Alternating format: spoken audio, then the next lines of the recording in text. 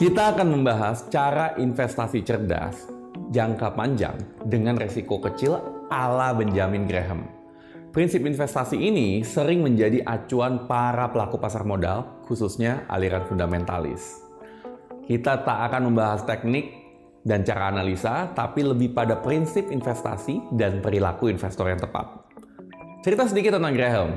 Dia adalah investor guru paling berpengaruh di abad ke-20 dan guru dari Warren Buffett. Berikut adalah pembahasannya. Nomor 1, investasi lawan spekulasi. Apa sih beda dari investor lawan spekulan? Investor melakukan analisa menyeluruh, bukan hanya dari kondisi perusahaan, tapi juga kondisi global, makro, hingga industri untuk mengamankan imbal hasil yang lebih aman dan stabil.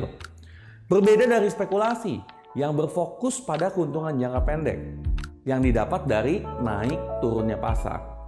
Hal yang beresiko karena sulit untuk memprediksi masa depan. Bagaimana tahunya? Investor yang cerdas adalah investor yang sabar, disiplin, dan terbuka untuk belajar hal-hal baru, serta dapat mengendalikan emosi dan berpikir untuk diri sendiri. Kecerdasan yang dibutuhkan investor banyak berkaitan dengan karakter, bukan IQ. Banyak bukti bahwa IQ dan pendidikan tinggi bukanlah garansi untuk menjadi investor yang mantap. Pada tahun 1998, Long Term Capital Management, LTCM, sebuah perusahaan pengelola aset gabungan yang dijalankan oleh beberapa orang pintar seperti matematikawan, ilmuwan komputer, dan 2 ekonom pemenang hadiah Nobel, kehilangan lebih dari $2 miliar dalam hitungan minggu. Hal ini disebabkan karena taruhan besar mereka bahwa pasar obligasi akan kembali ke harga normal. Tetapi prediksi mereka meleset. Pasar obligasi pada masa itu terus menjadi semakin abnormal. Dan LTCM telah meminjam begitu banyak uang dan akhirnya bangkrut. Total kehilangan adalah $4,6 miliar. Sebagian besar orang yang gagal berinvestasi bukan karena mereka bodoh, tapi karena mereka belum punya disiplin secara emosi, yang merupakan faktor penting buat seorang investor. Boleh saja berspekulasi, dengan catatan kita bisa membedakannya dengan investasi. Bahaya jika kita berpikir sedang berinvestasi, padahal sedang berspekulasi. Batasi alokasi dana spekulasi tidak lebih dari 10% total dana investasi yang kita punya. Jangan gabungkan akun spekulatif dengan akun investasi Anda. Alasannya, pikiran kita akan kacau dan Anda akan sulit membedakan apakah sedang investasi atau spekulasi. Investor yang cerdas, investor yang jago, tidak membuang saham karena harga sahamnya lagi jatuh. Dia akan bertanya dulu, apakah nilai dasar bisnis dari perusahaan telah berubah atau tidak? Ingat, kinerja saham yang baik atau buruk di masa depan ditentukan dari cara menjalankan bisnisnya. Hal kedua, volatilitas pasar saham. Data sejarah 100 tahun pasar saham menunjukkan bahwa investor dilarang meramalkan masa depan hanya berdasarkan kinerja pasar saham di masa lalu. Waspada dan ingat, ketika harga saham naik, maka suatu saat akan turun. Apakah ada orang yang bisa memprediksi kalau di tahun 2020 pasar saham akan tumbang?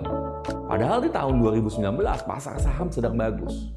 Apakah ada yang bisa berpikir investasi Bitcoin bisa naik 5 kali lipat lebih dibanding awal 2020 hingga sekarang lebaran 2021? Tentunya tidak. Penting untuk memiliki portfolio investasi yang beragam, sehingga investasi yang Anda punya tidak semua terkena dampak dan siap mental saat krisis. Ketika pasar saham jatuh, analisa baik-baik industri dan perusahaan yang Anda investasikan. Ingatlah bahwa setelah crash paling dahsyat, pasar akan selalu pulih. Untuk menggambarkan bagaimana naik turunnya pasar saham, berikut adalah ilustrasi yang saya akan buat dari kisah Pak Bursa. Bayangkan kita punya saham di perusahaan swasta yang harganya $1.000. Mitra kita adalah Pak Bursa. Setiap hari, dia menginfo kita perubahan harga dan menanyakan, mau jual atau beli. Terkadang harganya mahal, tapi terkadang murah. Sebagai orang yang cerdas, Apakah kita akan membiarkan informasi harian dari Pak Bursa menentukan penilaian kita tentang nilai sesungguhnya dari $1.000 saham yang kita punya dalam perusahaan tersebut? Ya, pasti senang kalau bisa menjual saham dengan harga tinggi dan membeli saham dengan harga murah dari Pak Bursa. Tapi bagaimana kalau sebaliknya? Beli saham dengan harga tinggi dan menjualnya pada harga rendah? Jadi perlu tahu cara menilai saham perusahaan berdasarkan kinerja perusahaan itu sendiri. Baca laporan keuangannya dan lihat operasionalnya. Lihat tren industrinya. Contoh, apakah industri properti akan bagus dalam tahun 2021? Saya rasa belum, karena masih banyak orang yang wait and see atau masih menunggu. Akankah bagus? Saya rasa iya, mungkin setelah tahun 2024. Setelah pemilu secara politik stabil, industri properti akan naik kembali karena bagaimanapun juga orang harus ada tempat tinggal. Sebagian besar orang gagal karena mereka terlalu memperhatikan naik turunnya harga yang terjadi di pasar tanpa mengenali fundamental bisnisnya. Ketiga, margin of safety atau disebut batas aman dan diversifikasi. Gagal dalam berinvestasi terkadang sulit dihindari. Anda perlu memastikan kalau hanya kehilangan uang yang sudah dipersiapkan dalam batas aman. Batas aman adalah perbedaan antara nilai sebuah bisnis dan harga jual sahamnya.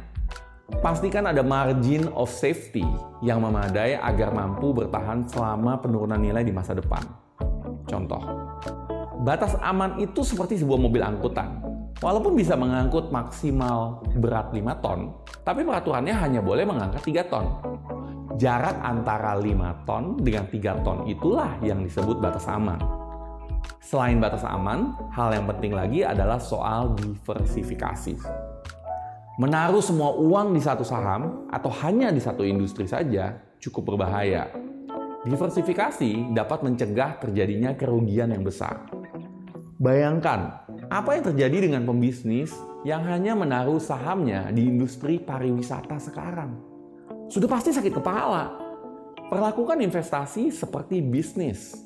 Saham perusahaan bukan hanya soal naik turun harga, tapi ada manusia yang menggerakkan perusahaannya. Jadilah investor yang sabar, disiplin, dan terbuka untuk selalu belajar hal baru. Video ini bersumber dari buku investasi ala investor cerdas atau The Intelligent Investor karya Benjamin Graham. Silakan komen di kolom komentar apa yang telah Anda pelajari dari buku ini. Dan saya, Coach Yudi Chandra, salam miliarder.